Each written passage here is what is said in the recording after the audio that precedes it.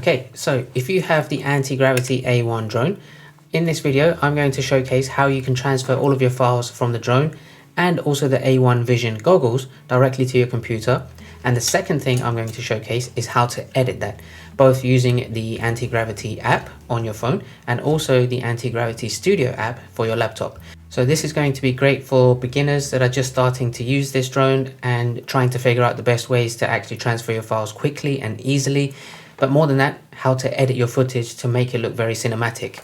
In addition to that, Antigravity have also released their latest firmware update, which I believe is one of the best auto edit AI features in any drone. The software capabilities of this is just incredible. They already have an auto edit feature within the app, but with this new firmware upgrade, it just picks the absolute best shots that you've taken with your drone. It picks the right angles, it syncs it to the music perfectly.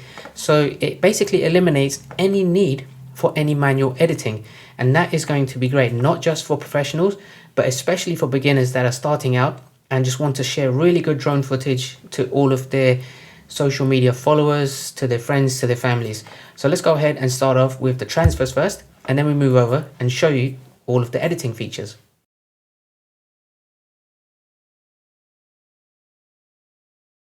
Okay, so starting off with the drone, there's two ways you transfer it. I always recommend to have a micro SD card. Make sure you purchase that and include that inside the drone as well. It's going to make the transfer very easy. So the first way, and the quickest and easiest way in my opinion, is to remove the micro SD card from its slot once you've captured all of the footage. Put it into the micro SD card reader. You also get this as part of the bundle with the Antigravity A1 pack. And also make sure to check the link in the description below. If you do want to buy the bundle, there's an offer running. If the first 20 people order this, you'll get a couple of $100 off the retail price, in addition to getting a free landing pad and also a free lens replacement kit. So check that out. Let's go ahead and put this card reader into my laptop. And it comes with two ports, USB-C and also Lightning. So you can also transfer the footage directly into your phone, not just your laptop. This will pop up on your laptop as an external drive. Then you very quickly and easily transfer all the footage into your folder. As simple as that. The second way is if you connect the USB-C cable that also comes with the drone, connect that to the port right next to where the micro SD card slot is, and then connect the other end to your laptop. Again, make sure the drone is powered on when you are doing this. It needs that power. Then it will show up as an external drive, just like you did with the micro SD card. And then you can transfer the files in the same way. In terms of the Vision goggles, the only reason I want to showcase how to transfer some footage from the goggles itself is because it has a feature where you can actually screen record the menu inside the goggles. That does not save in terms of transferring it to the Antigravity app. You have to transfer it from the goggles itself. There is a micro SD card slot in the goggles. I would highly recommend you get an additional micro SD to put it in the goggles, because that will make transfer of the screen recordings very easy, super simple. There's no messing about. I didn't have a micro SD card, and what I learned is you can also connect it via the USB-C cable. What you need to do first is connect it to your battery power pack, and you turn that on. Then you connect the USB-C cable to your laptop. So once everything is on and connected, the Vision goggles are there. For MacBook, it actually isn't compatible because it runs off of an Android system. Now, what I needed to do is download a third-party software. There's one called OpenMTP, and the one that I use is called MacDroid. If you use this, it will show up in the folder window as a separate drive called MacDroid. And then you'll be able to access all of the screen recordings from there. So let me just quickly show you how that looks. So when you do connect your Vision goggles, when you open up MacDroid, you get an option like this. The one you need to select is to connect via MTP. This is a wired connection that actually speaks directly to the software that's inbuilt into the goggles through its Android system. Once you've done that, you then have an external drive called MacDroid. In here, there's a folder called Meta. Then you go into DCIM and then go into screenshots. From here, you'll be able to find all of your screen recordings, and they work absolutely fine in the same way you would transfer from a micro SD card. To eliminate the need of transferring everything through a third-party app, I would highly recommend get a micro SD card for the goggles as well. It just makes life so much easier. If you do have a Windows laptop, this should just pop up natively as an external drive, so you wouldn't require to download an app like this.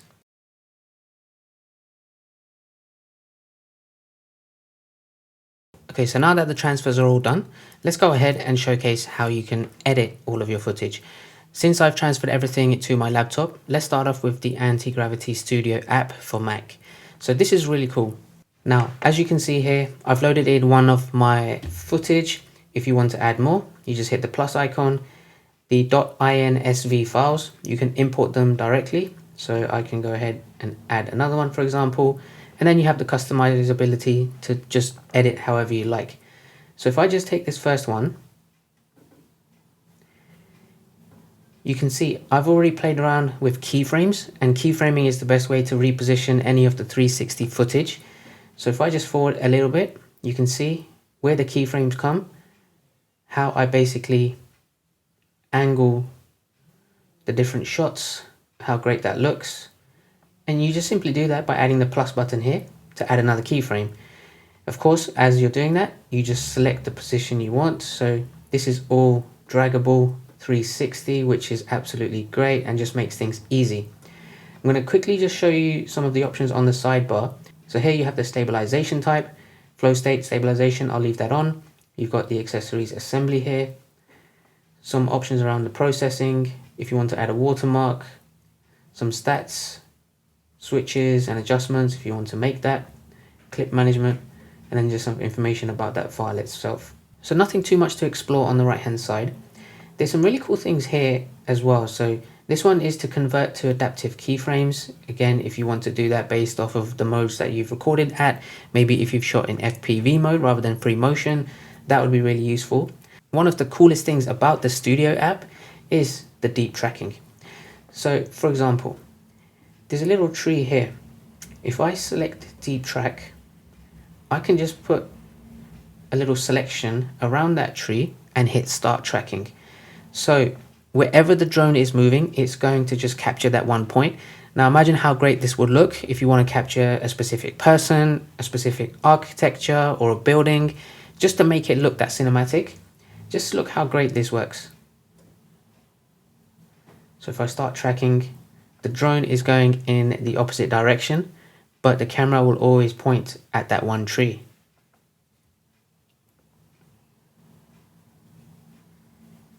You see how great that looks, and then at any time you can just stop tracking. Of course, if it loses visibility of that subject, then it will stop the tracking by itself.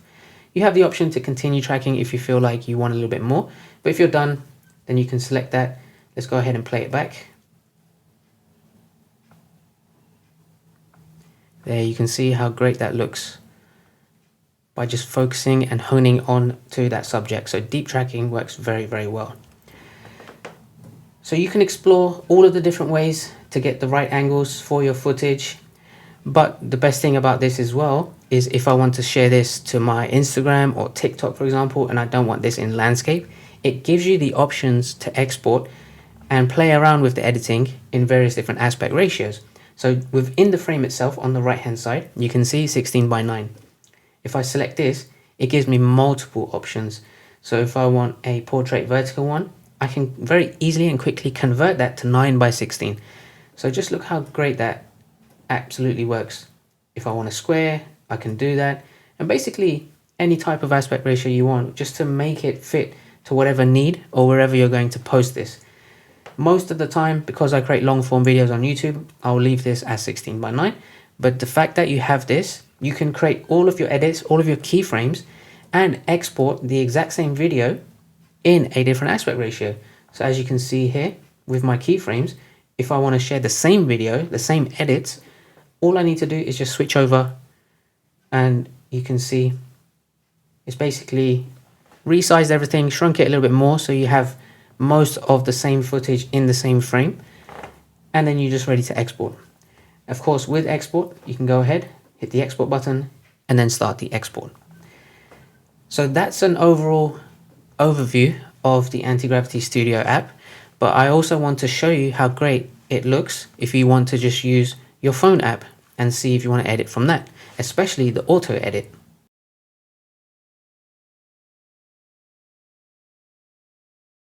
Okay, so now let's take a look at the app. The first time you open it, just make sure it is connected to your device. You hit that connect device button along the bottom. Then you'll be able to find all of your footage that is stored on the SD card via the drone. So when you go into the gallery tab, you have two options there on the top left, drone storage or drone SD card. Make sure you select SD card. I've downloaded them all directly to the app just so it's a little bit easier and faster to showcase whilst I'm editing it here.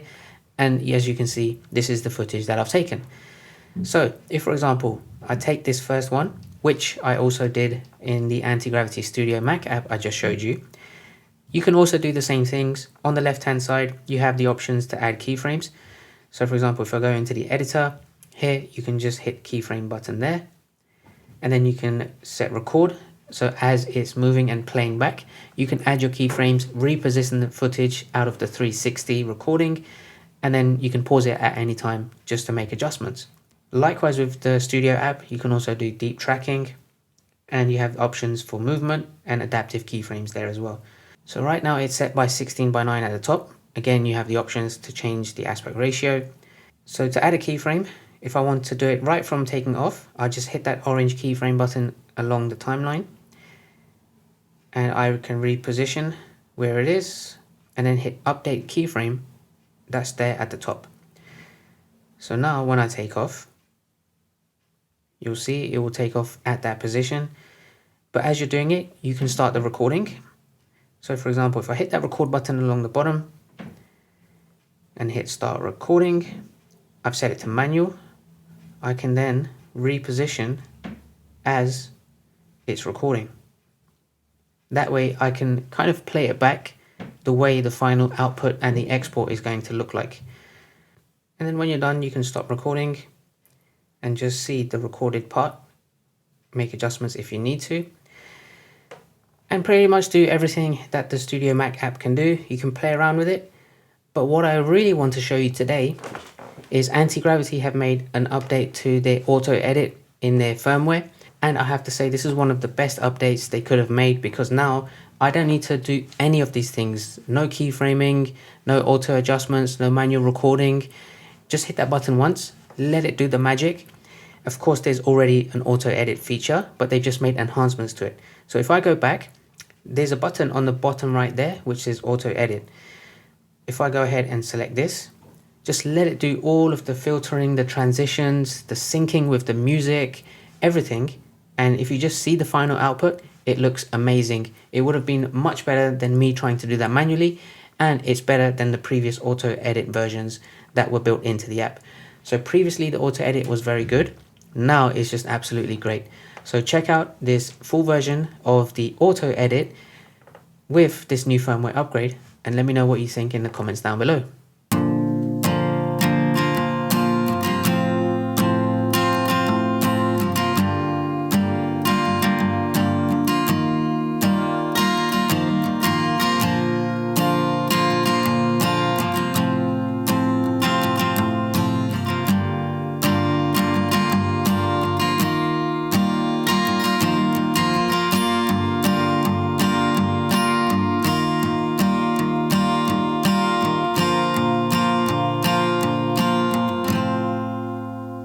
So from transferring to editing, hopefully you found that video useful. It's an absolutely amazing drone.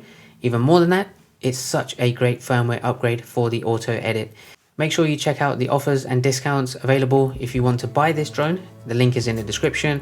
If you want to learn a little bit more about either transferring or editing, make sure to drop a comment down below. And if you did find this useful, I'd appreciate if you give this video a thumbs up. Make sure to subscribe, and I will see you all next time.